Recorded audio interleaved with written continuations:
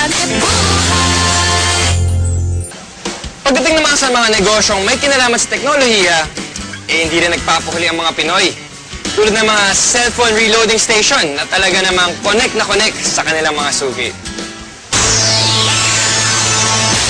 Sa panahon ngayon, isa na nga sa pangunahing pangangailangan natin ang cellphone. Kaya dapat lagi itong may load. At dito nakasilip ng pagkakataon ang iba nating mga kababayan para kumita. Ang V-Mobile, nakaisip ng paraan kung paanong sa pamamagitan lang ng isang telepono at isang SIM card, maaari nang makapagbenta ng load ng kahit anong network. Ano yan? Ang kaibahan nitong V-Mobile, gamit mo yung cellphone mo, makapagbebenta ka ng lahat ng klase ng prepaid, cards at saka electronic, para magkaroon ka ng negosyo. Taong 2008, nang simula ng V-Mobile ang negosyong ito. Ang sistemang gamit nila, all-in-one load service, kaya one-stop shop ang kanilang serbisyo. Kailangan mo rito, at least meron kang cellphone, meron kang maliit na puhunan, hindi mo kailangan ng malaki, although pwede rin maging malaki ang puhunan mo. Yan ay depende sa kung plano mo sa negosyo.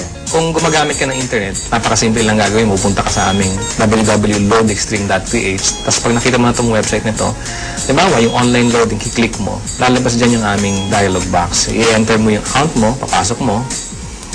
So, in this case, pipiliin ko na lang, papasok ko yung aking sikretong PIK. Tapos mamimili ako ng produkto. Tapos, lalagay ko yung cellphone number. Kiklik mo ngayon yung send load. Pag okay natin, yun na. Pero paano ka nga ba kikita sa negosyong ito? Halimbawa, may magpapaload sa iyo ng 100 pesos. Ang babawas ng load wallet mo ay 90 pesos lang. Ibig sabihin, may 10 piso kang kita sa bawat 100 na i-reload mo sa iyong customer.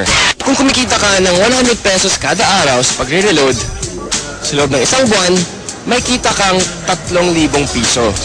Anip, tulad ni Peewee, na nakatuwaan lang daw noong una ang reloading business. Kasi nabuhat kami, nung nag-start kami noon, magbabarkada lang kami. So every night magkakasama kami. Nakakatuwa. Nung 5 lang kami nagsimula, 5 members na kami. Kapatid ko, mga barkada ko. Tapos ngayon nagulat ako, yung 5 tao nagsimula niya. Ngayon, ano na kami, almost 100,000. So actually, nag-drag pa siya ng 100,000 members.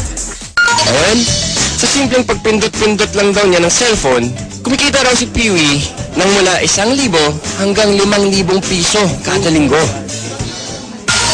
Ano pang hinihintay niyo mga kapartner?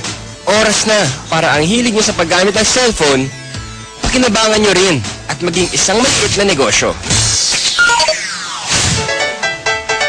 Kung mas pinili mo na lang manatili sa bahay ngayong summer, narito ang isang kapaki-pakinabang na tip. At dahil mainit ngayon, alam kong hindi nyo maiwasan na gamitin ang inyong mga aircon. Ito ang isang tip para makatipid kayo sa pagkonsumo ng kuryente.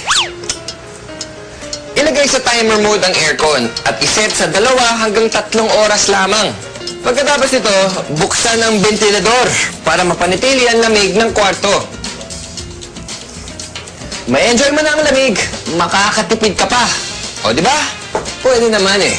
Kaya mga kapartner, tandaan, dapat maging wais all the time. Ano ba masasabi natin? Wala akong masabi talaga.